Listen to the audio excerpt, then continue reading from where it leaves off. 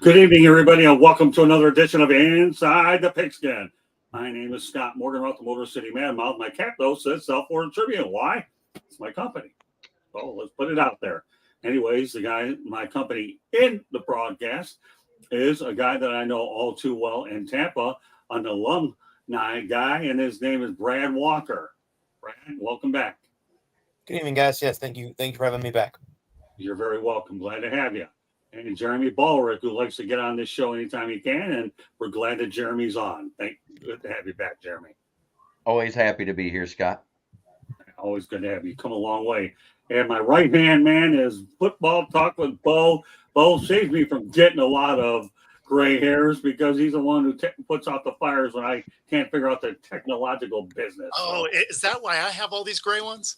Oh, give me a break. Your gray don't come up with mine. All right, and last but not least, my favorite coach, Coach John Bonamago. Glad to have you back, Coach. Glad to be here, Scott. Sorry I had to miss the last couple of weeks. We've been shaking and baking. Don't worry, Coach. Anytime you're on here is a blessing. And let me go to the chat room real quick because it's going to get busy tonight. Joshua Bernstein, welcome back. Bradley, see, you got a fan out there, Brad. And Jesse Stuber, what's up, Scott? Stick around for the next 40 to 50 minutes and you'll find out exactly what's up. And we got Josh, we got Jesse, and I'm sure we'll have a whole lot more. All right, well, what's up, folks? Is we're going to start off with a special team situation that Bo and Coach are going to go over with. And I'm going to go over some of the key transactions. I'm not going to sit here and give you a grocery list of everything. So if you have a pen and paper handy, great, take notes. If you don't, you can always listen to the show again. No big deal. Okay. You'll get to hear me more. Well, then again, maybe you don't because you'll want to break a Memorex class. But if you have the guts to do it, more power to you. But you're going to learn a lot tonight. So please stay with us as long as you possibly can. I promise you will not be disappointed. So with that said, let's start off with the special teams kicking situation. Well, let's talk about your suggestion, and this goes directly to Coach Bono. None of us will comment on it, and then we'll get to the rest of it. Okay, so the new kickoff procedure that they're proposing is a hybrid of what the XFL did. And if you look at the slide here, so instead of lining up on the ball the way that they do now, they still won't move, but they'll be on the opposing 40, right? So they'd be the plus 40. And then the kick return team is going to have 6 of their guys with their foot on the 35. No one on this line is allowed to move until the ball either hits the ground or is caught by one of the return men. There's also 3 more guys that have to be within the 30 to the 35. This allows the coaches to still kind of put little wrinkles in how it is they want guys to line up. And then when they kick the ball, it has to land in this target zone, which is from the goal line to the 20. And this is where it gets a little bit convoluted, but it's really, this design is so that we end up with kickoff returns again, because as of through the last year, it was 22% of kicks were returned, and on onside kicks, only 5% were converted. So we'll get into the onside kick in a minute, but the way that this is going to work, where they really want you to target this zone, is if it goes out of bounds, it still comes out to the 40 like it always did. If it comes up short, it goes out to the 40. If you just boot it through the back of the end zone, it comes to the 35. If it hits in this zone and rolls out, it goes to the 25. So this is really designed for these guys to get this ball and return it. And although alignment-wise, it's going to look very weird, we will finally see some kick returns again. And, so in that way, it's nice to see some of the special teams get brought back into the game where, let's be honest, kicking game's been kind of neglected.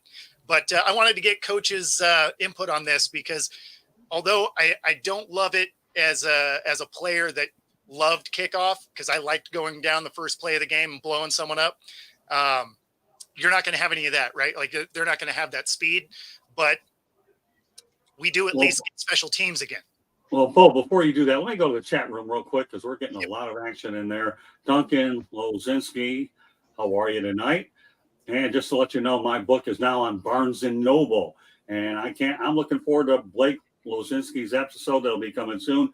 He's a friend of the show. And I told him you have an open invite. Joshua is out there trying to get it worked out for us. So anybody that wants to come on the show and talk with us, I'll definitely be able to bring on and accommodate you at least once. If I think you're really good, then you can be coming on here more often. And Joshua, what you looking for my thoughts on this kickoff here? You know what? Anything that improves the game, I'm all for it. But I've left this segment mainly to Bo and Coach. So, Jesse, it's good to hear from you as well. So I love this group that we have in the chat room. Want to make sure we get their names out there and say that we appreciate them and anybody else that comes in there. So Duncan, Barnes & Noble, that's the latest development on the book. I'll turn it back over to Bo and Coach. Hey, Bo, I had one question. Did they specify what would happen on a fair catch? Is it at the spot or is it coming out? Is it the same rule as last year where the ball would come out to the 25? So the fair catch would be gone in this scenario because none of the guys that are in that kind of safety zone. So anybody on the kickoff return that is on the 40, anybody that's within the 30 to the 35, no one is allowed to move until the ref releases them when the ball either hits the ground or is caught. So the fair catch would ultimately go away. So it's basically forcing a return at that point. Gotcha. All right. Well, we talked about a little bit about this off air before the show. And first and foremost, I'm in favor of anything that makes the game safer. And secondly, makes this a valid play again. And so I think this is a really good effort at doing that. The last several years, because of the touchback, it's really been a dead play, which is a shame because it's one of the areas where, as a coach, you really have the opportunity to impact the game. You're going to see guys within the rules be creative with this. Did they make any specifications on double teams or trap blocks or anything like that, Bo? Because that's the other part of it. Yeah, so it didn't sound like it, at least not as of yet. I imagine if we do see this, it'll be in preseason and they'll probably tweak the rule as necessary. Right. Yeah, because I know the special teams coaches want to allow double teams, traps, kickouts, and that sort of thing. Well, so if we bring that back up for a second, there is an alignment requirement a little bit. So you have 2 outside the numbers, 2 in the alley, 2 in the center, right? Right. And so I would imagine the 6 guys up front on the return team probably has a designation of where they can live. So if there is anything, it's probably those 3. Right. And then there is also the caveat of because inevitably a special teams coach would have tried to take advantage of this. The kicker can only run up to the 50 until the ball's touched. So you can't have a free runner. Okay. Yeah. Yeah. Yeah. Because someone would have done that first thing, right? They're going to go get the biggest kicker they've ever seen, Right. and they're going to let him run free. So they did circumvent that immediately. Yeah, that's good. Yeah, I'm anxious to see it. I really am. I think, like I said, anything that makes the play relevant again, it's very similar to the XFL kickoff. Yes. So I'm sure, there'll be a lot of back and forth there. And, it'll be fun to watch. My questions are like procedural, like, what happens after a penalty? If the kicking team gets a penalty for a personal foul, do they move it back then? The coverage team, that kind of thing, Or that's a good question. I'm not sure how they're going to work that out. Because then you still have that target zone. So moving those players wouldn't even really matter. So I don't know, that'll be interesting to watch. You might just have to take it on the next offensive play. Those would be, that's what pops into my mind now, seeing this and just, those type of questions what it's going to be like to look at, how are they going to officiate the upfront guys? Are they going to, how will they get a whistle to let them know when to go or, Yeah, well, so it probably won't be a whistle, right? Because it'll probably be, somebody putting their arm down like a play's ready or something. Because a whistle, I think, would probably disrupt the play. Right. But Yeah, I don't know. Like how penalties will affect it would be weird, because if it did, if it did run into one of those scenarios where it did come up short and then the ball was already coming out to the 40, and if it was a 10 or a 15 yarder, right? I mean, all of a Mhm. sudden you're positive territory already. Right. So the other rule that they are going to change is the onside kick rule. And this one is, there's elements of it that I kind of like. They're going to allow you to have an overloaded side again, right? Mhm. And then so you're going to be able to run a 6-4 split, which is cool. Right. The downside to it is because of how that kickoff is going to work, you have to declare, right? So you can't have the Pat McAfee fake, or onside Right. kick surprise. Mhm. The other thing is you're not going to be allowed to do it except for if you are behind in the fourth quarter. Mm. So Okay. I So don't. no more surprise on sidekick, which Yeah. you couldn't do. Be hard with that setup, anyways. Now, you have to declare like which type of kick you're kicking or the direction. Well, you have to declare that it's going to be an onside kick, Okay, and you that's can't because kick they have deep. to get the personnel in different spots. All right. It has to be, you have to be behind. It has to be the fourth quarter. I feel like they should be able to do something like this at the end of the set or end of the first half, right? Mhm. So hopefully that's something that they tweak, but the surprise onside kick will die if this rule actually happens. Mhm. Not that it gets used a lot. That's interesting. I mean it's still like with the overloads, that's good. You still have the option of kicking any direction you want, middle, left, or right. I think the type of onside kicks we might see, the first thing that pops in my mind are what we used to call dodgeballs. So. Well, I guess no, that can't happen either because the kicker's lined up behind the receiving Oh, no, team. that Never was mind. that was my fault. Yeah. I actually wasn't. I just put them on the wrong line. I just didn't go Yeah. back and change it. So they're going to be lined up exactly how they are today, and Okay. still no one can move. Right. Right. So this one, they don't get released until the ball's kicked, Mhm. similar to how it is today. Right. So the only difference is they will allow the offset alignment. So like in that way, it's cool because 5% of onside kicks were recovered. So Right. that should help with that, having the overload. But the fact that no one gets to move prior, is still going to make it a very hard play to succeed. Right. Sure. Good deal. I like it though. It's a step in the right direction, that's for sure. Yep. And a really big, bold move for the NFL because they don't typically like to change, the optics of the game at all. But it's a much better solution than eliminating it. And I'll go to my grave with that one.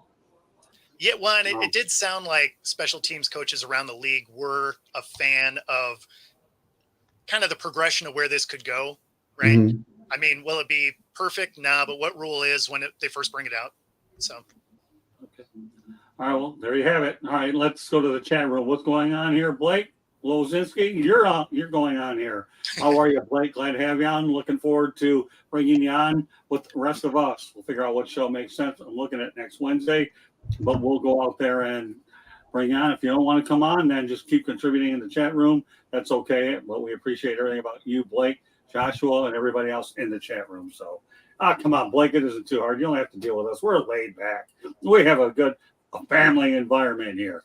And with that said, let's talk about some of the news here. We're not going to get to every free agent signing. So for those of you that think we're going to do though, no way. We want to make sure you are able to have the rest of your evening without me going over every last one. So what I'm going to do is going forward is talk about certain things. I'll comment first and then turn it to everybody else. Let's talk about Sam Darnold going to the Vikings.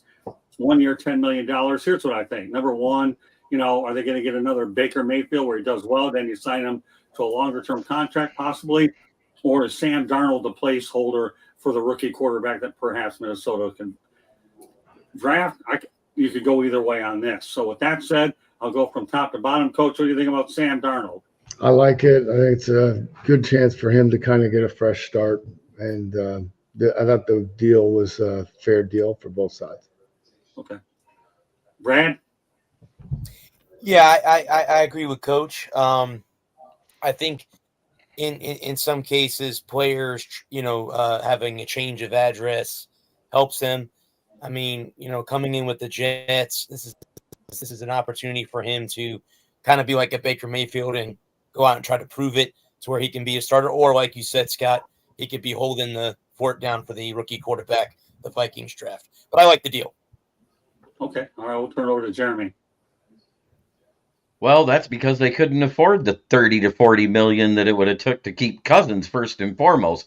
Sam Darnold is definitely a downgrade from Cousins, no matter how you slice it. He Right. has to learn a new system. He has to learn a new offensive coordinator. He has to learn his new offensive weapons.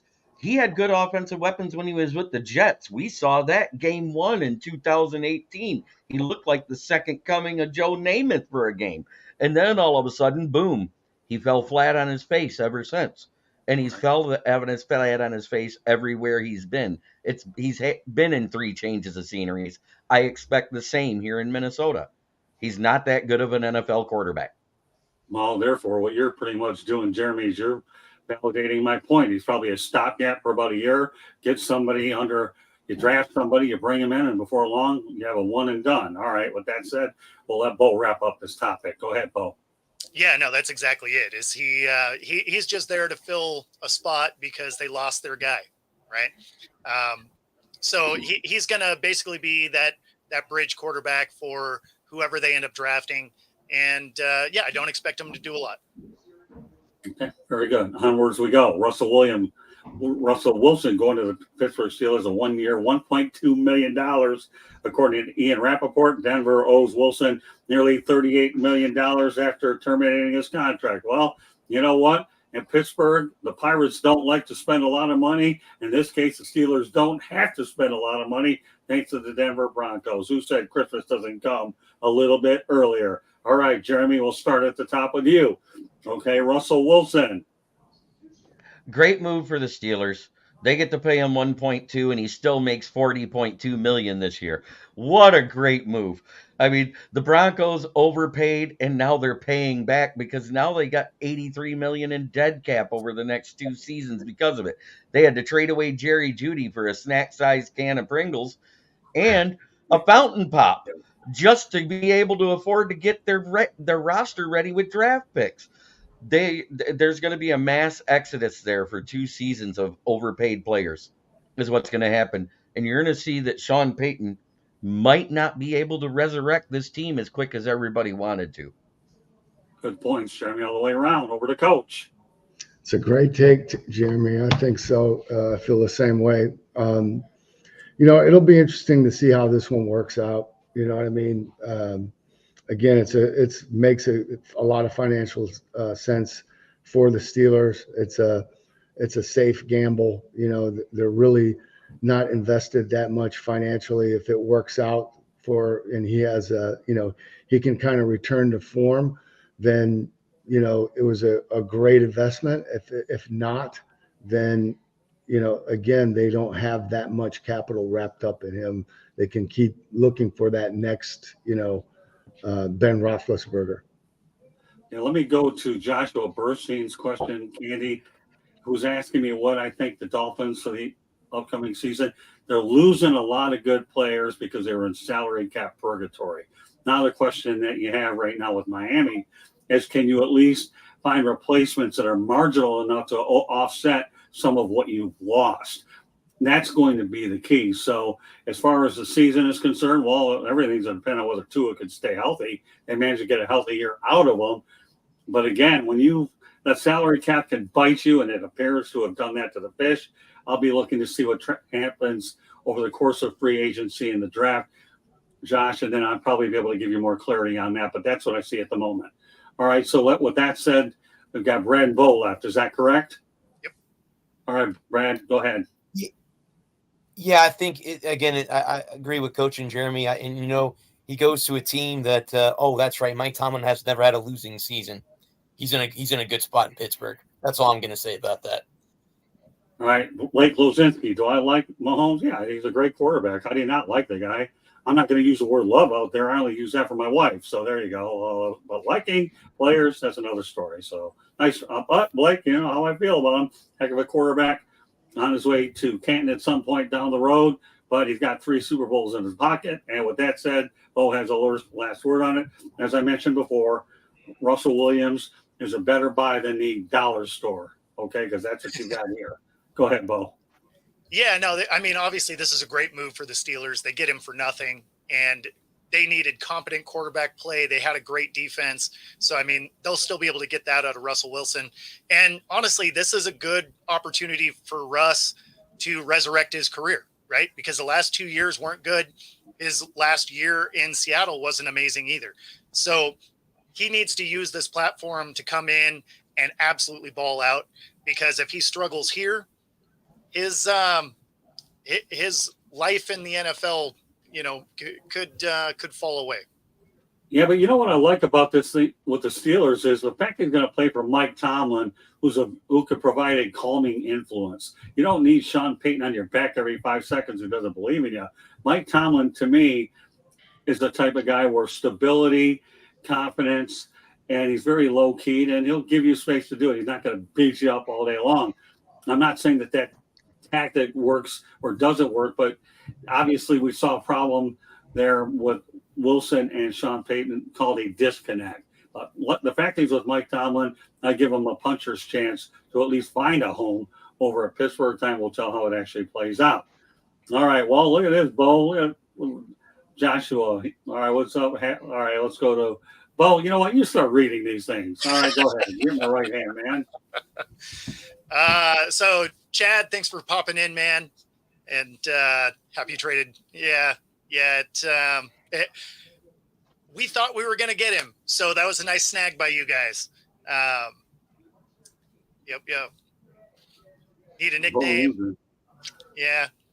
MPMM, they know what that is. I'm not wearing the Captainite Motor City Mad Mouth. You can see it on my thing somewhere. All right. Well, don't worry, Bo. We'll keep us caught up. All right. Well, Jeremy alluded to the Atlanta Falcons. Now we're going to talk about the Atlanta Falcons signing Kirk Cousins to a 4-year deal reportedly worth $180 million, $100 million guaranteed, $50 million signing bonus. I'll tell you what, you won't find a better businessman than Kirk Cousins. All the guaranteed money he gets, starting with Washington, Minnesota, and now Atlanta. So, you know what? I like the move for the Falcons. It's certainly an upgrade over what they have. But I'm not ruling out the possibility that the Falcons won't draft another quarterback at some point anyways in the draft. But we'll find out. So, no, I think it's a pretty solid move for Kirk Cousins. It'll be interesting to see how it plays out. With that said, we'll start off at the top of the coach. I like it. I like it for both sides. You know, Kirk gets paid. And, you know, I think right away now Atlanta has the best quarterback in that division. Right. No debate there. Okay. All right, Jeremy? Coach nailed it, but I'm going to take it one further. When you add in the weapons they got and the way that defense played last year, they were 1 or 2 offensive scores away from being possibly a 10-win team and winning the division by a landslide. So you would throw in Kirk Cousins and his decision-making versus Baker Mayfield, Derek Carr, and God forbid Bryce Young and what he's done there. You've got Kyle Pitts, you got Drake London, you got Behan, Tyler Algier, and all those guys. They should, by proxy, be a 10% better completion percentage team, and that's with a broken leg. Kirk Cousins versus Desmond Ridder. I mean, seriously, Desmond Ridder was awful. Yeah, he really wasn't. That's for sure. All right. With that said, Bo, here you go. Yeah, I mean, he's definitely the best quarterback in that division. Obviously, it's not a great division. And Atlanta wasn't that good. So they're not going to have a ton of primetime games. So that'll help him out. And I would imagine their new coach isn't going to just randomly forget that Bijan Robinson is on the roster.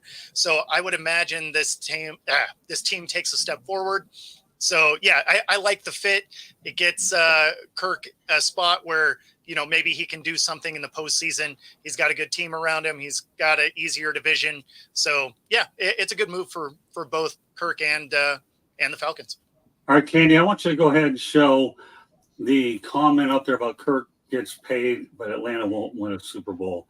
Got that up there. Let's just go there. He's got some pretty good stuff up there. So Kirk gets paid, Atlanta gets a quarterback, won't win a Super Bowl. Well, I haven't won one yet. So, all right, let's keep rolling through the comments. All right, and we'll see. Bo, you got Blake there. Well, I wouldn't be a good help for for a hockey show. Yeah, don't worry.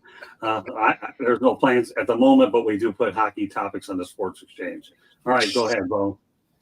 Maybe Kenny Pickett will be wearing a paper bag on his head while sitting on the bench. Yeah, I mean, no Justin Jefferson to throw to. Yeah, I mean, that's fine, though, because they do have a good tight end, and he uses his tight ends a lot. Well, we have some characters in the chat room. I love it when we have that. Okay, Robert Wardell. Okay, you just mentioned him. All right, so with that said, we'll turn over to Brad. Last word on it. Yeah, being that I'm in the Tampa Bay area with the Bucks, as someone who covers the Buccaneers, I think last year Atlanta could have, like Jeremy and Bo and John all said, they were one offensive play away from winning the division, and I think Kurt obviously makes the team much better than it was a year ago. So, yeah, I think it's a good move for the Falcons, and I think they're trying to overcome their collapse against the Patriots in the Super Bowl to get to the Super Bowl and actually win one. I know they've been there a couple of times, but this might be the player that might help them win their first. So everybody's spoken on the subject, right?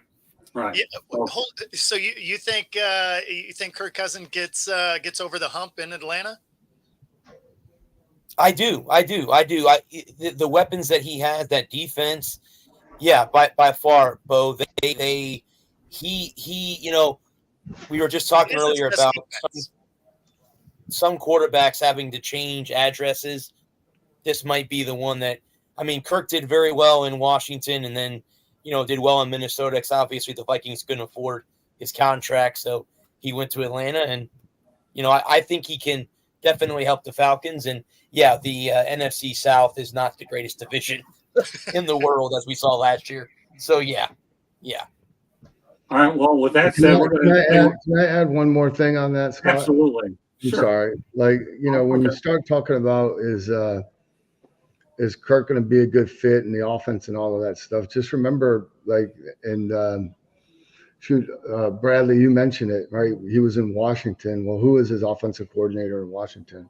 It was Sean McVay, right? And,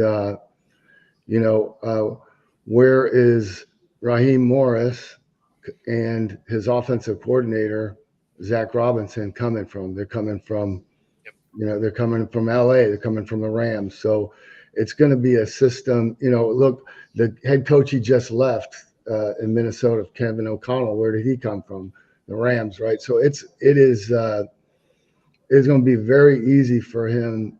There won't be a transition. He knows the offense as good as all of those guys. And so it's a perfect fit from that standpoint. I see Raheem, who I really like a lot, as a defensive head coach, and with the talent that they've got on that defense, which Jeremy talked about, they're going to be a team that's going to, play, I think, to their strengths, which is their defense. Try to keep them off the field. Let Kirk Cousins not make mistakes and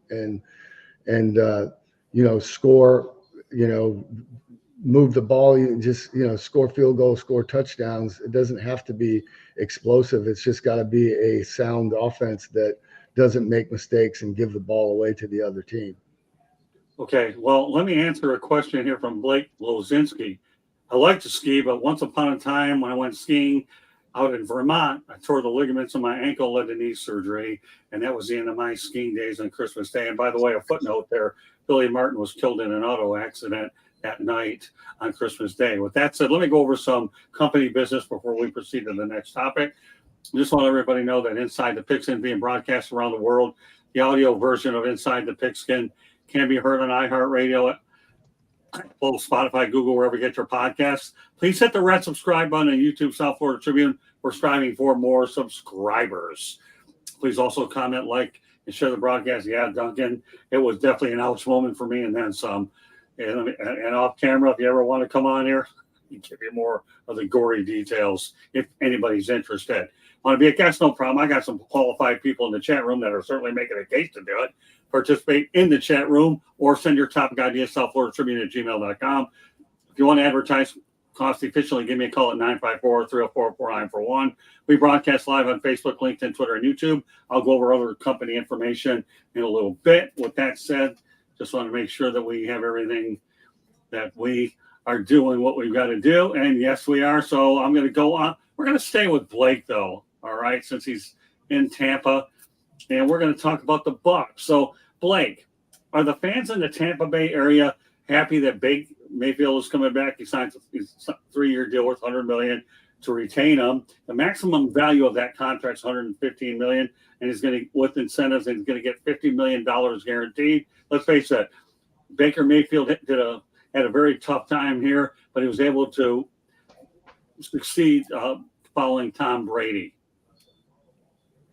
Yeah, earlier they were talking about taking, like with Russ in Pittsburgh and Sam Darnold as well, taking less money to do a prove-it deal. Obviously, last year Baker did that. He came here after Tom. Obviously, big shoes to fill. But yeah, I everyone that I listening to local radio that I do every day, they're all happy that obviously the first worry was getting Mike Evans back.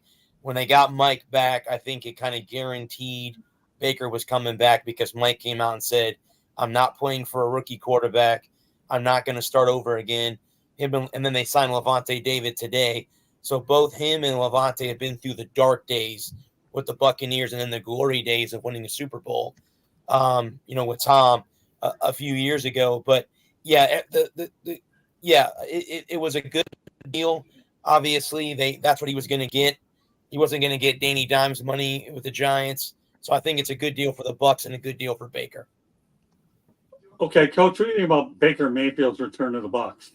I like it. I like it. Matched up with the new OC there, who he was with in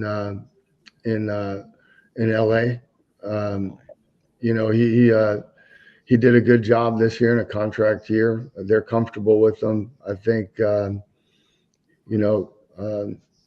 Again, I think it was a fair deal, and I think ultimately it's good for the Bucs.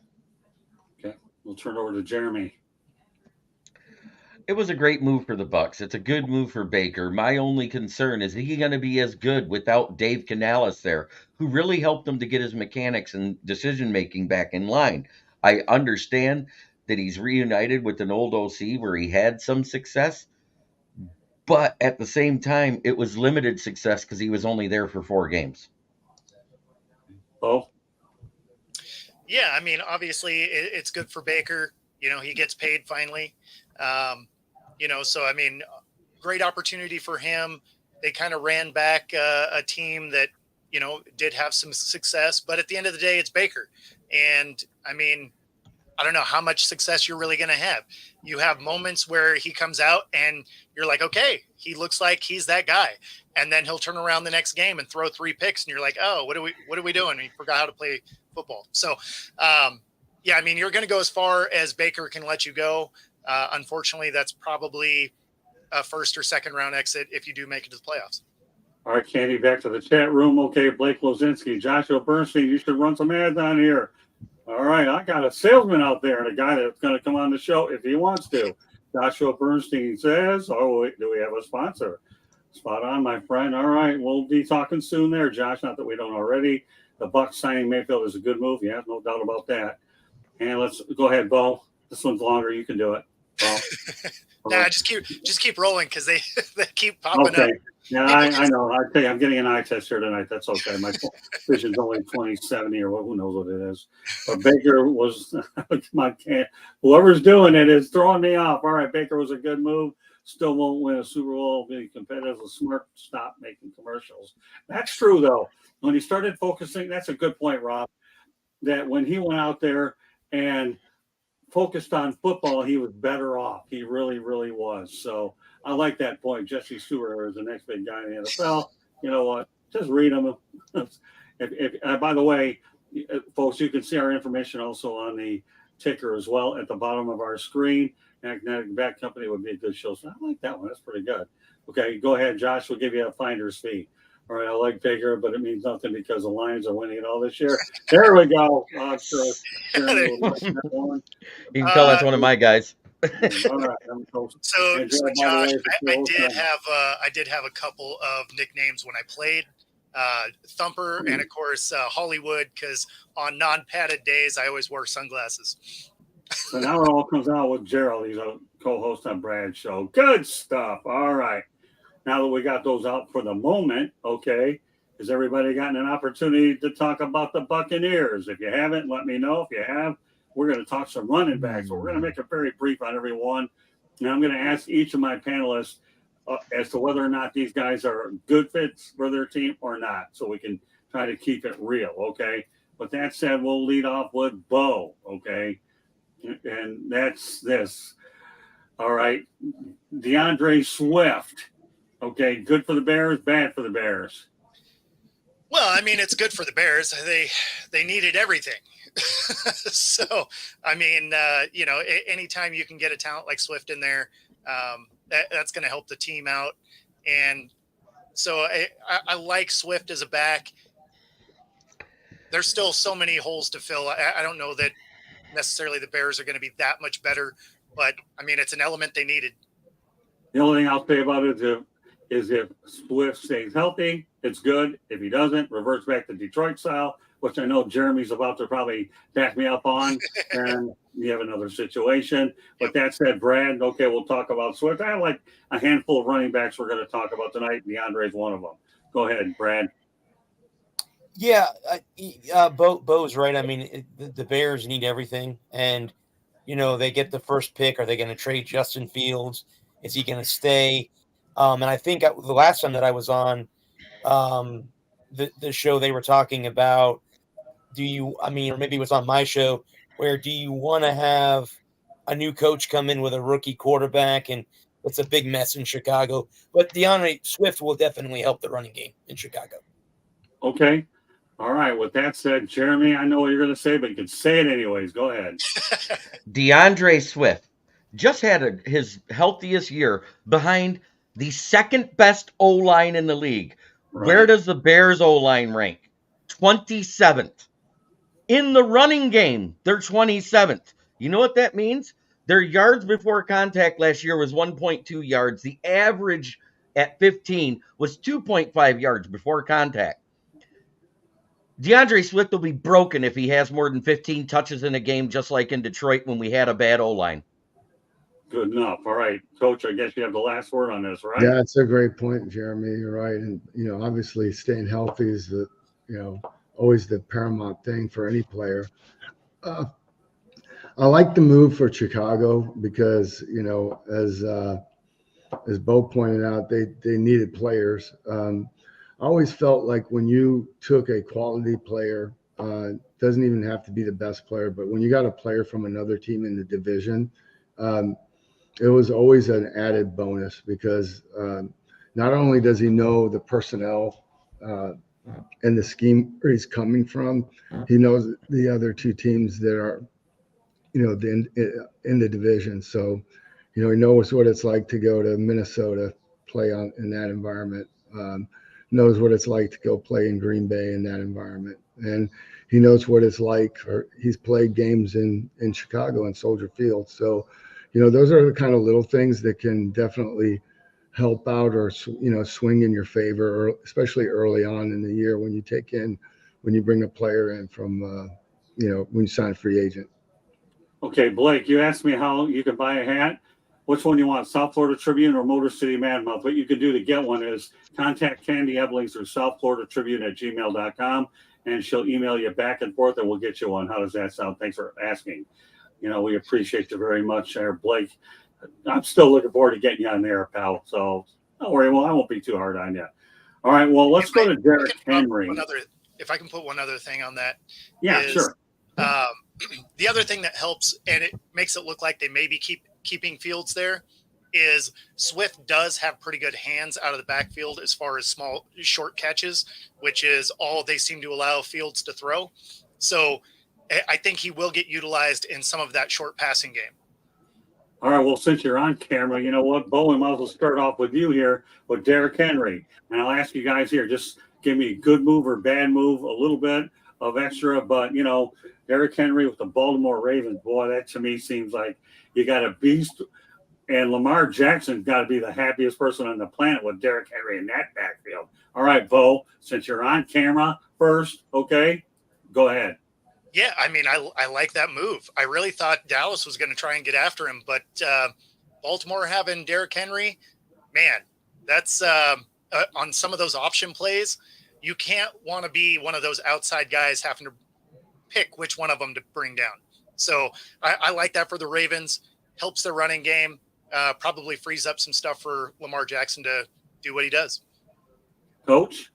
I love it. You know, I'm a big Derrick Henry fan. I think he brings an element to the game and his style of play that is rare.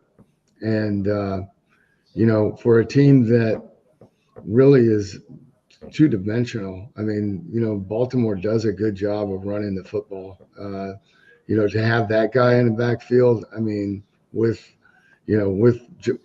Jackson, like Bo just said, I mean, I think it's a really, really good combination. It's going to be tough to face those guys. The tough just got even tougher.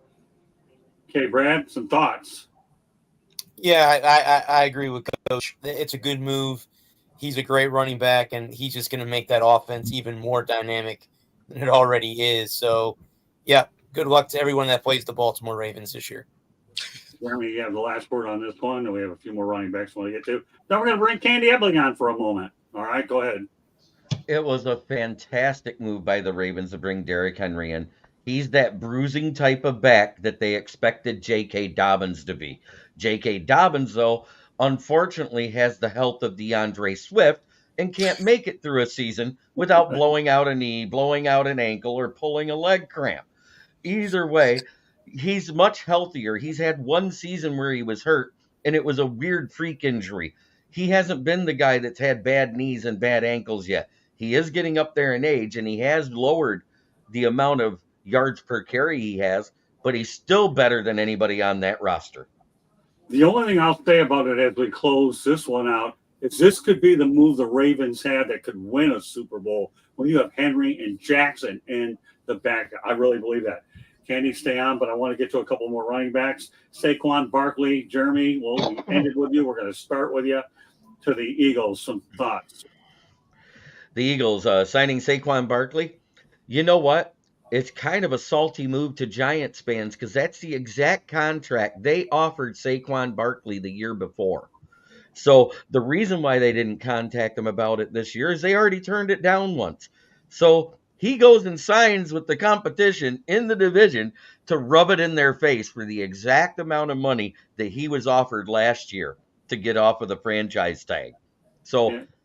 I think he's going to run it down the Giants' throats, and he's going to hurt them bad every game they play. Okay. Bo's nodding his head, so take that nod and put some voice behind it. Yeah, no, 100%. That deal was to stick it to his old team. There is no doubt. The way that contract negotiations went, the way they did last year, the fact that they just didn't really offer him anything this year. Yeah, players are people, right? And if you can go somewhere to contend, you can still get paid, and you can stick it to the guys that didn't want you, you absolutely do that. Yeah, but the only key here with Saquon Barkley is he must stay healthy. He really does. Well, they have a good offensive line. Well, that's true. But if he stays healthy, then the deal looks even better. But again, we talk about running backs. You know, they do tend to get injured for whatever reason. But staying healthy, and you're right, the Giants are in trouble. Okay. We got who's next? Hey, Scott, I wanted to talk about Gerald Wisniewski's comment here. The one about Barkley left the Giants because of the QB. Daniel Jones is a bust. If Daniel Jones is a bust, the exact same quarterback plays for the Jaguars.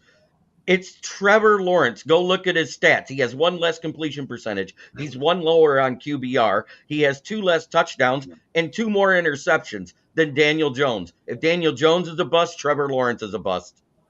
Okay, that's fine. All right. I guess you got Jeremy's goat rolling. All right. So, Candy, you're doing a good job keeping everybody there so I don't lose track because my head is going everywhere. All right. Brad, some thought, which is a good thing. I love this action. This is unbelievable. One of the best shows we've ever had, and I love the action. It's nonstop. All right, Brad, Barkley. I agree with Bo and Jeremy. You know what? It's time for Saquon Barkley to make money and be represented. And you know what? Sorry, Giants, you wasted away. And guess what? Now in Philadelphia, he's going to stick it to you. And then when he holds the Lombardi trophy over his head in the near future, he's going to think back and say, yep, could have been in New York, but I won it in Philadelphia. Yeah, just on I-95, right? Okay, so there you go. Who's next? Coach. Go ahead, Coach. Yeah, I think this is kind of a combination of the last two answers, right? So same things that we just said about, DeAndre Swift going in the division to going to Chicago. That same thing holds true with Saquon. And then, what you guys have mentioned is the other portion of that, which is the motivation factor, the pride factor. Divisional trades always, or divisional, pickups, guys that within the division always favors the traveling player and the receiving team. Okay, well, we're going to go to a guy that I have a little bit of partiality to, and that's Devin Singletary. You know what? Obviously, the Giants lost Barkley, but you know what? I watched this kid play at Florida Atlantic University, and he is a stud, period, okay? Obviously, Devin Singletary was a factor with the Buffalo Bills. He did pretty good work with the Texans. So if for you Giants fans that are disappointed that Barkley left, I believe that you'll be very pleased with Devin Singletary. So yeah, I hate to say there's a consolation prize. It's not the worst consolation prize I've ever seen. With that said, Brad, go ahead. Yeah, well, you lost Barkley and Singletary. He's a good running back. And again, it'll be interesting to see how the Giants use him in their offense and stuff like that. But it's a compilation prize, and the Giants made a good one. Got a good one. Okay, everybody, who's left? I love this, asking who's left. There we go. You did a good job, Coach. Devin Singletary. Yeah, I mean, not too much more to add there. I mean, they lost a great player, I think, first round pick in Barkley, and but they pick up a quality player and probably a younger player too. Okay. All right. Well, Jeremy, go ahead. Devin Singletary is the exact opposite of Eric Gray, the guy they drafted last year. Eric Gray is more of that ground and pound in between the tackles who can receive out of the backfield, but he doesn't have the speed at that 4.55 that he ran in the combine, and it shows every bit of that on the field in his pads. So, that being said, Devin Singletary is fast. He can get around the corner on the outside, and he can receive the ball just as well as Eric Gray. Those two together are like that thunder and lightning combo that everybody looks for running back by committee. I think it'll be a great addition. I think you'll see whoever gets the more yardage per carry that game will get the 20 carries, and the other one will get the other 15. Okay, Candy, put Blake's question to me on there. Okay, but go ahead. Well, I want to answer this before I turn over to Bo. Do I do any sports betting? No, I don't. But that's not to say people haven't come to me to ask for information about sports betting. Me personally, I don't like to do that. I when I watch sports, I'm mainly the type of guy that wants to write about it. I'm old school journalism all the way. And with that said, we'll turn it over to Bo. Then I have some other information I want to convey. Go ahead. Yeah. So Singletary, I like him as a player. Unless they do something with that offensive line, his speed isn't going to be helpful. So even though I like the pickup, at the end of the day, they got a lot of work to do that offensive line to make a speed guy even an option, because if he's getting lit up at the line of scrimmage, he doesn't have the size to do anything with it. Okay. All right. With that said, let me go over some other information here. Our website's www.southfloridatribune.com, Twitter/X @Tribune South. Candy Eveling's behind the scenes now. She's on camera. Okay, and she's a mastermind behind this South Florida Tribune. And yes, I have a book out there called Lessons from the Microphone, Tuning into the Enduring Wisdom of Visionary Leaders, available on Kindle and Amazon. And now it is available on Barnes & Noble and Nobles, and we are looking for more, so stay tuned. So Barnes & Noble, welcome to the South Florida Tribune. Lessons from the Microphone talks about old school media versus new school media. All right, well, you know what? Now Candy's in here, and I wonder why Candy's on the broadcast. Well, you know what? We're going to give her first word on Josh Jacobs going to the Green Bay Packers, and then she's going to talk about Aaron Jones going to the Minnesota Vikings. Candy, welcome to the big show. We have a good audience tonight, don't we, Candy? We have an awesome audience tonight and very well liked in the chat. I love all the different chats and everybody chiming in. So thank you, everybody, for that. So my thoughts, Aaron Jones. He has been a staple in the Green Bay Packer run game for quite some time, but he's not as young as he once was. Let's face it. The Packers asked him to take a $5 million pay cut last year already. This year he was scheduled to make $12 million. They wanted him to take a 50% pay cut, so $6 million. So what did he say?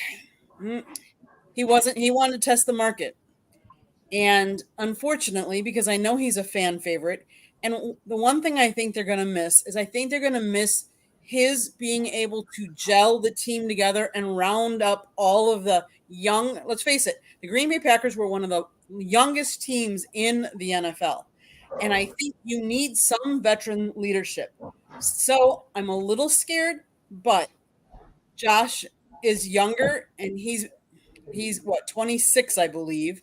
So he's a little bit younger, fresher legs. And the Packers are heading towards younger team all around. I mean, they got rid of Bakhtiari, and Jones was also injury prone. So good move. I like the Josh move. I'm not sold that I'm crazy about Jones leaving, but at the end of the day, it is a business. And he's got to take what he can get for himself. So good for him. Do I like him going to Minnesota? No. Is he going to have a better chance of winning a Super Bowl in Minnesota? No. But at the end of the day, his career, he only has how many more years left? He's got to get as much as he can while he still can. So I don't, as much as I hate someone going to Minnesota, just like Brett Favre went to Minnesota and, others, it is what it is. And he's going to have an axe to grind when he plays against the Packers. So I just hope our run defense is ready for him. All right. To answer Jesse's questions, I really don't have a thought about Ryan Hoffman this year, so I'll refrain from that. If anybody else wants to take it later in the show, that's okay. So with that said, I'll just comment on this real briefly. First of all, Josh Jacobs is an upgrade. I believe he's a multifaceted player, a receiver, as well as a running back. And Aaron Jones, because of the injury situation, well, I could see where his time had come to an end with Green Bay. I don't have a problem with it. The only thing that I can say about Jones is he's going to be playing in a dome, so that could help him a little bit. But other than that, Green Bay will be fine. Okay. All right. So with that said, let's pick this thing up with Bo. All right. The two running backs. Give me your thoughts, please. Yeah, no, I mean, I like the move. Josh Jacobs is an upgrade, but I get the history of Jones a little bit. But at the end of the day, the team is changing personnel everywhere, right? They're getting younger across the board, and this supports that. He is a back that does have good hands. So ultimately, it's a good move for him. Yeah, I don't know. I liked the move overall. Brad. Yeah, I agree. I think it's going to be easier for Josh Jacobs, obviously, in Green Bay. They're getting younger. Jordan Love, obviously, is a blossom for the Packers, and I think it's going to be harder for, Aaron Jones is injury prone, and he's going to the Vikings, who at this point don't have a quarterback. So I think it'll be easier for Josh Jacobs in Green Bay. Hey, Jeremy. You know what I think? I think Green Bay kind of bumped their head getting rid of Aaron Jones, because if you'd have left him there because he's a little faster, and a little more sure-handed in the back out of the backfield than what Josh Jacobs is, they would have had the best running back room in the North. By getting rid of him, it's great for Minnesota because they just cut Alex Madison because that guy couldn't even average 4 yards a carry. Right. And he's going to do better than that there. And he's going to be somebody Sam Darnold can rely on as a check down because let's face it, Sam Darnold is check down Charlie of the NFL. That's good. I like that. All right, everybody. But Josh Jacobs, she was right about one thing. Josh Jacobs just turned 26 on February 11th. He was born in 1998. Yeah. Okay, we'll turn over to Coach. I have zero to add after all of that excellent commentary. Let's move on. I'm good. So, Coach, what do you think of the crew we have tonight? It's a great crew. Yeah. Great crew.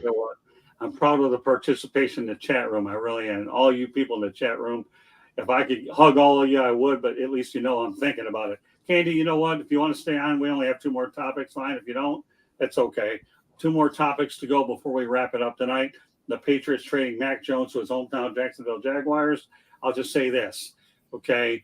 A lot of people wonder about the move, but Doug Peterson, if anybody can get Mac Jones straight, it would be him. I see him as a backup in an insurance policy for Trevor Lawrence. So I don't have a problem with the move. I really don't, but I think the key here is Doug Peterson. Doug Peterson can fix quarterbacks, and whatever happened to Mac Jones under Belichick, Josh McDaniels, Joe Judge, Bill O'Brien. Okay, Matt, as Jeremy would say, I'll say it for you, Jeremy, because you're not going to say it, Matt Patricia. Okay, but I will this time. Okay. You can't recover from that mentally anyway. So, all right, Doug Peterson, you can fix Mac Jones. All right, Candy, go ahead. Give me your thoughts on this one. If Doug can't fix Mac Jones, nobody will be able to. Let's face it. Doug's a proven, he was a quarterback back in the day. That's what he specializes in. And if he can't elevate, and I think he's bringing him in, because I think Trevor needs a little bit of push. I think Trevor's can be a lot better, and I think he needs that push to elevate his game to the next level. Did he do well this past year? No.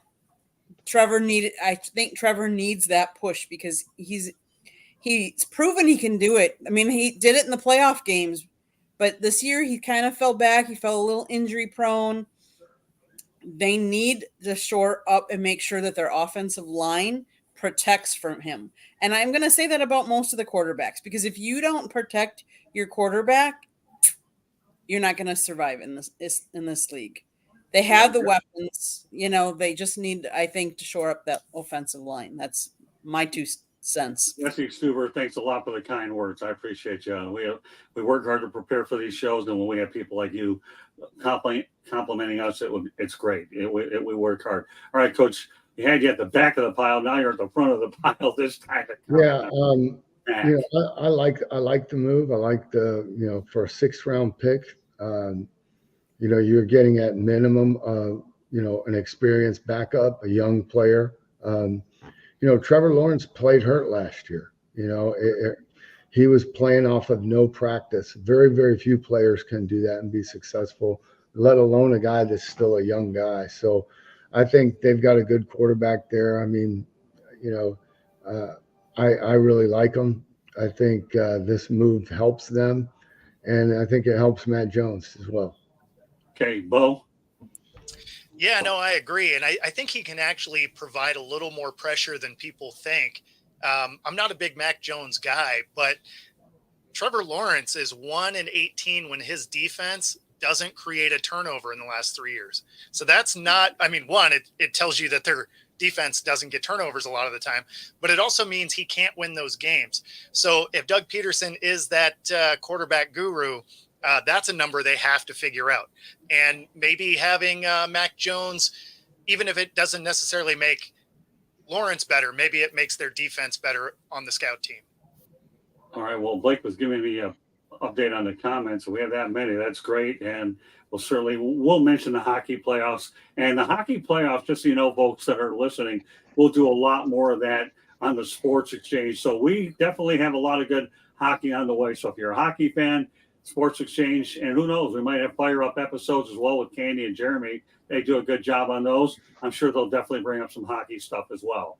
So, all right, with that said, who do I got left? I love asking because Candy does magic to let me know who they are. And we got old Jeremy with that Gomer Pyle smile.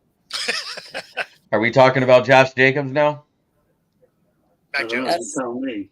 Mac Jones. Mac Jones. Oh, Mac Jones? Believe it or Why? not, I think he was brought Why, in. did you get your piece on Josh Jacobs? All I really was, while we were really talking about was Aaron Jones. We really didn't talk about what Josh Jacobs does for that offense in Okay. Green Bay. What you're going to see is Jordan Love's actually going to be able to sit in the pocket more and have to run less because Josh Jacobs is that bruising back that Right. does have breakaway speed, knows how to break tackles. The only guy that breaks tackles better than him is in the same division. And I don't need to say it because we all saw it last year. Okay, now And you it isn't Jahmyr Gibbs. Right. Now you could transition over to Mac Jones. Yeah. Mac Jones, I said it when he was drafted at 12 or 14 or whatever it was to the Patriots that year when he went to New England. He was the most pro-ready quarterback coming out of college, and it really depended on the system he went to for success. But at the same time, he was at the ceiling of his level. So every year that he went on, and if he was in the wrong system, that ceiling would shrink while the floor raised, just like the Willy Wonka hallway. And he would have to duck every year coming in. He's going to a guy that has helped Carson Wentz, Nick Foles, Jalen Hurts before he left, because Jalen Hurts is even becoming a better quarterback within that year that he first took over for Carson Wentz. So if you look at that, if anybody's going to get Mac Jones right, it's him. And it may be a chance to push Trevor because it's somebody that could possibly push for the starting job if he gets corrected. His mechanics started to get off. And of course, that's going to happen when Matt Patricia was his offensive coordinator for a year. Now, I said you couldn't say Patricia. I'm the boss. I did it again. I don't care about your stupid body language. You don't say it. And you know what I'll do the next time you do it when I come up to Detroit? I'll take a trip out of Mark Harmon's thing over on NCS. I'll slap you across the back of the head. I'm sure you, and knowing you'd like it. You want me to do it again. It doesn't matter. You can't say Patricia. Thank you, sir. Can I have another? Exactly. Yeah, I'll smack him across the head, but I love the guy anyway. But I'm the boss. I say Matt. I had to say it. I know. Yeah, because you knew I didn't want you to do it, but you did it anyway. You know what? All I can say is your book is in the mail. All right. It doesn't matter. All right. Go ahead. What do I think about Jordan Mack? And I have a lot of witnesses that'll see I'm doing it, so I can't get away with it. Go ahead, Brad. Lighthearted conversation here on Inside the Pigskin. As a Patriot fan, it was kind of sucks that Mac didn't work out in New England, but Gerard Mayo's there. They got rid of Belichick. They got they cleaned house, so it's time for a new regime in New England. So obviously, with the third pick, could be getting a quarterback, but I'm happy for Mac. And I agree with it. I think he will put some fire under Trevor Lawrence's ass in Jacksonville. The key word here, folks, competition. Competition's a beautiful thing. And it looks like Mr. Lawrence is going to have a little bit of competition from Mr. Jones. Everybody in? One more to go. And speaking of Jacksonville, Minshew Mania is headed to the Raiders via the Colts. So I love watching Gardner Minshew play with the Jaguars, and he's been a pretty serviceable quarterback wherever he's gone. So, but with the Raiders and Antonio Pierce, and I think the Raiders are still going to draft a quarterback. I love anywhere that Gardner Minshew can go is great. Can only imagine what that scenario is going to look like in Las Vegas. Oh my gosh, Minshew Mania there! Holy moly! They say one of the most entertainment capitals of the world, and I can see on all those little billboards out there that are being lit up, Minshew Mania hits Vegas. Oh, we only had a Super Bowl there. What's Minshew Mania? All right. With that said, Bo, I know you're laughing, and I'm having a blast. What's going on, Josh? Oh, we are going on.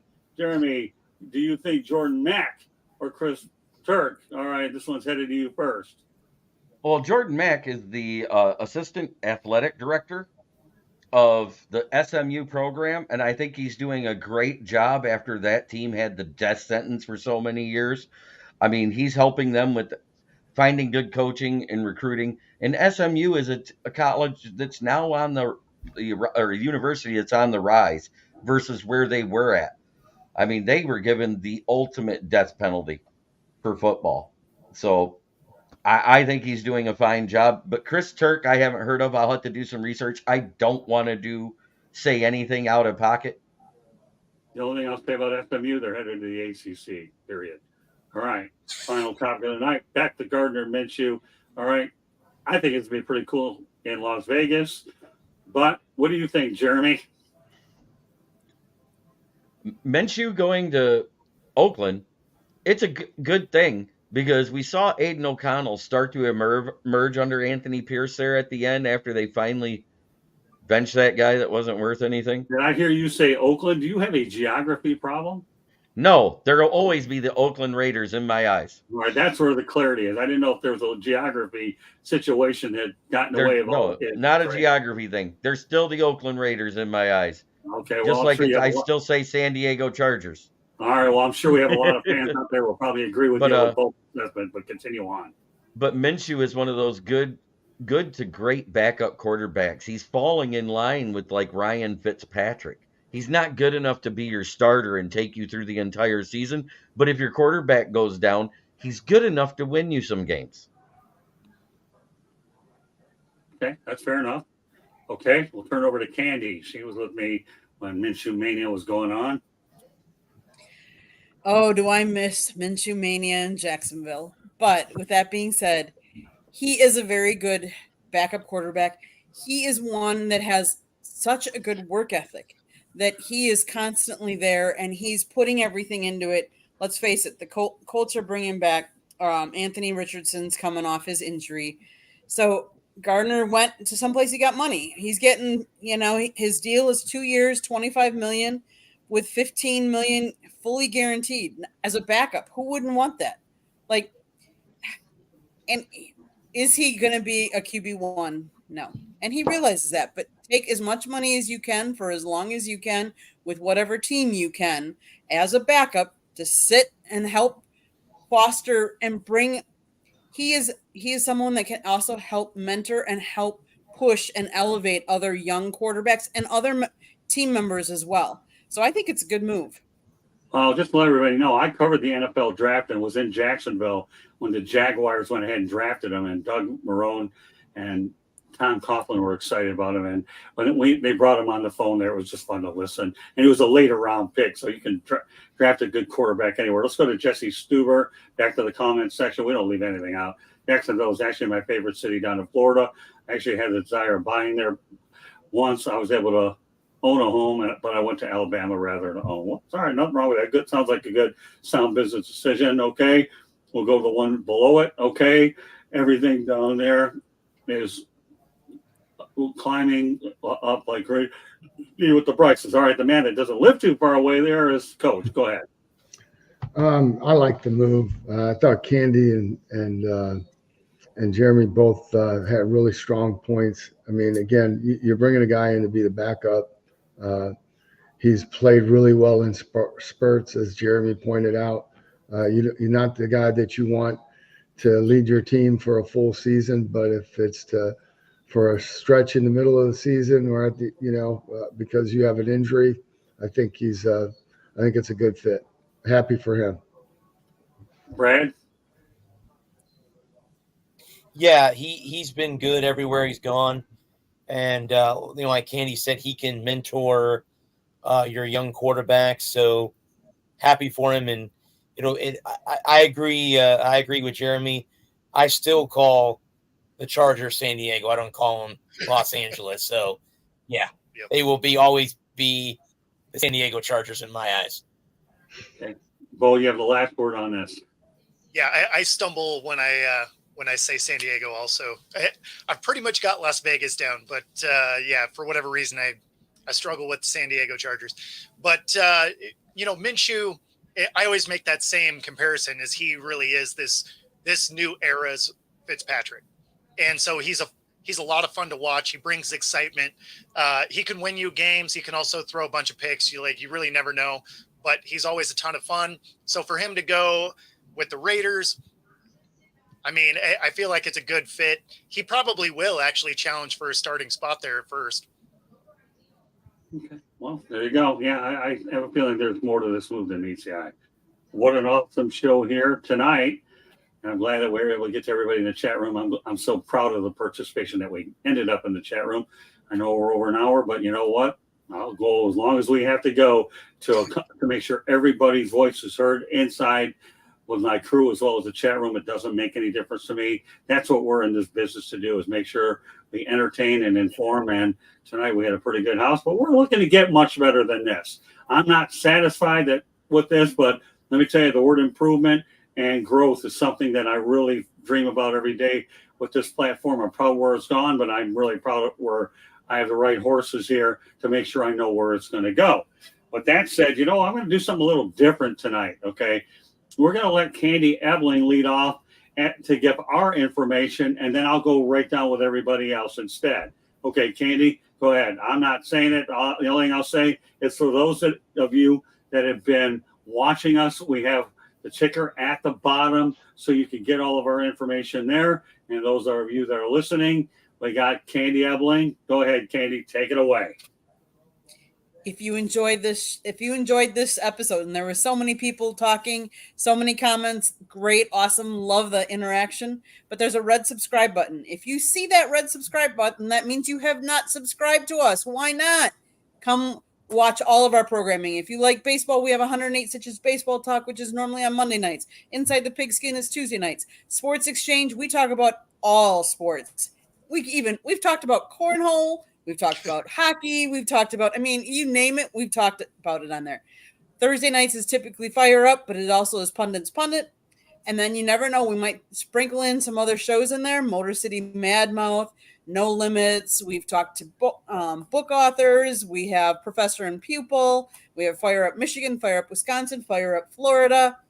You name it, it's there. And if we don't have a show and you want us to have a show, contact us. And if you want to be on our shows, comment like you did, like so many of you have tonight. If you like to do any kind of reading, you will want to get Scott's book. It's up in the right-hand corner, Lessons from the Microphone. It is available Amazon, Kindle, and Barnes & Noble, and you never know where else it's going to pop up soon. If you like to listen to podcasts, all of our broadcasts are available on Spreaker, Apple, Google, iHeartRadio, wherever you get your podcasts, it's there. Go see it. And then we have a website, www.southfloridatribune.com, where Scott writes, Jeremy writes, George Eichhorn writes. We have so many different writers, and you'll see my pictures. So we also have transcripts from the Jaguars, the Dolphins, the Lions. We have FAU sports, so FAU basketball we've been covering. Scott was there Saturday for their last home game of the season. You name it, it's there. Go see it. USF, we have USF there. We have Florida Gator information there. We have Miami Hurricanes. They're starting some of them are all starting their spring practices right now. Their spring games are coming up. We'll be covering a couple of them. Watch for more content. But just, and if you want to be a sponsor, we were talking about that earlier on the show. I heard someone talking about it. Call Scott 954-304-4941. And last but important, most of our panelists here have their own shows. We would appreciate you subscribing to ours, but also watching theirs and subscribing to theirs as well, because they're giving up their time to be on ours. We appreciate it. So please subscribe to their as well as us. Well done, Candy. Couldn't have done it better. The one thing about my book, I tell people, old school media versus new school media, who can benefit by this book? Everybody. Whether you know anything about the media or you don't, everybody can learn from it. So otherwise, Candy, I couldn't have done that any better myself. All right. With that said, first person, well, Candy, why don't you just let everybody know the couple of shows you're on? Then I'll go right down from Jeremy all the way down. Candy's on a couple of shows. Go ahead, Can.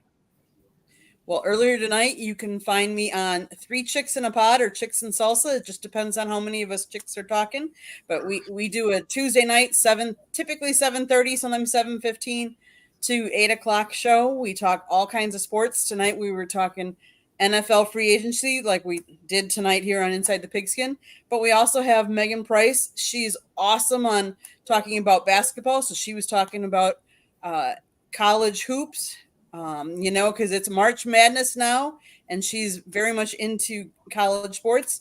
We had Jen Matthew Lewis. She is our Carolina Panthers girl. And typically we have Carrie on there as well. And then Thursday nights, you can find me and my co-host, Jeremy, Smoking Jeremy B. And sometimes we'll have Ralph and George join us. And you never know what topic we're going to be talking about on Fire Up. And sometimes we'll even do it on Sundays. But then it's just me and Jeremy. There you go. I should point out, everybody, this weekend, I will be up in Sebring, Florida for the 12 Hours of Sebring. This will be my third opportunity to go out there and cover this race. I covered the 24-hour Rolex race a year ago. I love endurance racing, and this is one of those things where you have like 325 media people, and there's 125 more. So there's going to be one big media turnaround all over the world covering this event. All right, Jeremy, patiently waiting with the right hat on. Okay, let everybody know how they get a hold of you. Well, you can find me, as Candy said, under the South Florida Tribune.com with the Motor City Tribune heading. You can find me on many shows here on the South Florida Tribune.com YouTube channel. God, I can't speak tonight. It's been a rough night. But you can find me here occasionally on Tuesdays on Inside the Pigskin. Occasionally, we might do a Fire Up Michigan on Wednesdays with Scott and George and whoever our guest is. And then there's the Fire Up that we do on Thursday, which is more of like a continuation of the Sports Exchange. And then we have our Fire Up, where we come up with our own topics on Sundays when we do it. Then you got my channel, Kneecap Biting with the Motor City Lions. I'm live every day, 11 a.m., Monday through Friday, and Monday, Wednesday, and Friday nights at 9 p.m. Okay, we'll turn it over to Bo. Yeah, so you can find me here every Tuesday night, and of course on my channel at Football-Talk, and on Roku TV 5 days a week. Okay, we'll take it over. Coach, you have a website you want to talk about, promote? You can find me here most Tuesday nights or on LinkedIn. That's the only form of social media that I'm on by choice. And weather's starting to get nice, so we're taking the boat out a little bit more frequently now. All right, did you mention something about Portsdown University? Do you want to elaborate on that? No, I don't. That's something I want you and Candy to look at. I just sent you a sample of a what we call at BSN a sideline store, and I'd like to set one up for you and for the Florida Times Tribune so that our fans can purchase gear. That sounds good. We'll talk about it afterwards, Coach. You and I have a lot to talk about afterwards anyways, just be one of the things. All right, Brad, my man from USF, go ahead. Yeah, I'm hoping that I can come back here on Tuesday nights. I have my own show called The Walker Report. That is also my YouTube channel. Please like, share, and subscribe, like Candy said. If you want to read my articles, I write for ngsesports.com. I am currently covering women's USF softball, men's baseball, and women's lacrosse at USF. And, of course, when the calendar rolls around, horns up, USF football coming at you. There you go. Well, just like I told Brad off camera, I'll say it now. He's one of those guys that I can use in a couple of places. Whether you see him on Florida, on football, fine. You're going to see him more on baseball as well. I added a new person last night to our baseball show. His name is Mark Meredai, and I know Mark going back to when we met on Twitter, and we ultimately caught up at Cooperstown. So if you want to see Brad, you're going to see him either on football or you're going to see him on baseball. Either way, he's got a spot. And if we find a fire-up show, and if Candy for some reason or Jeremy want him on a Sunday, that's at their discretion. I don't enforce anything. I just know there's opportunities for people that have a great attitude. And Brad is certainly a guy that I certainly take an awful lot of pride in, and I am determined to make sure that he develops and is a good, sound fit to our family that we have here. So what an incredible night tonight. It really is, with all the participation in the chat room. I know we covered a lot of ground. So if you want to listen to the show again, more power to you. Otherwise, you know what? We'll have a fresh edition next week. Elfar should be back next week. Elfar, we're hoping will be on Pundit's Pundit tomorrow.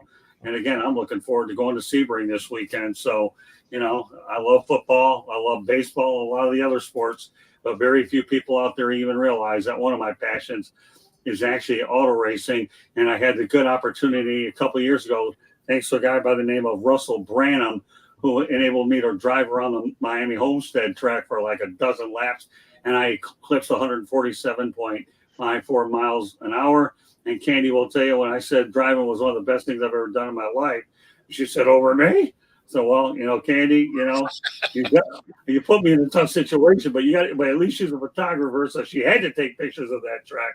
And then she understood the nature of it. Candy, get me out of trouble here, okay? Because I think I have a feeling I'm putting my foot in my mouth and set the story straight because I'm having so much fun today. Go on, Candy. It wouldn't be the first time you put your foot in your mouth, and it probably won't be your last. No, I know that. At least I can deal with it with passion anyway. I don't even care. But go ahead, Candy. Yeah, it was pretty fun. I got a new tagline for Scott now when we get off the show. Yeah, I have a feeling you do. Not on the air. Not on the air. Yeah, knock my hand off the ball, Rick. I'm going to start calling people by their last name instead of their first. But all right. Yeah. Well, this just shows you folks how much fun we have here on every show tonight inside the Pigskin. Proud of the turnout we had in the chat room, as well as the effort that all of my teammates here put in. So on behalf of Candy, Brad, Jeremy, Bo, and Coach, this is Scott Morganroth, the Motor City Madmouth. Thank you for joining us on this edition of Inside the Pigskin. We will see you next Tuesday night. Good night, everybody. Good night, everybody.